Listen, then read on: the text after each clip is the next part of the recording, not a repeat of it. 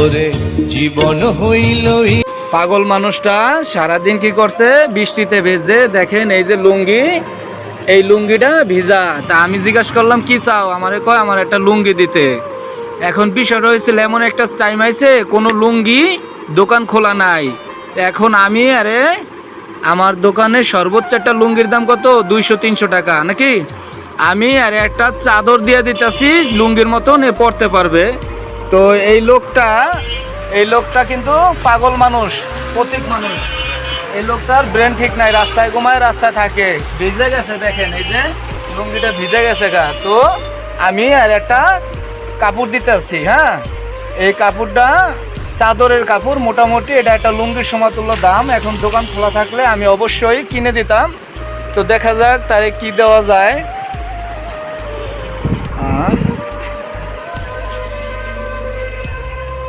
এই যে এটা মোটামুটি এটা পুরা ব্যবহার করতে পারবে, হ্যাঁ। নাও এটা পরো, আমি দেখি,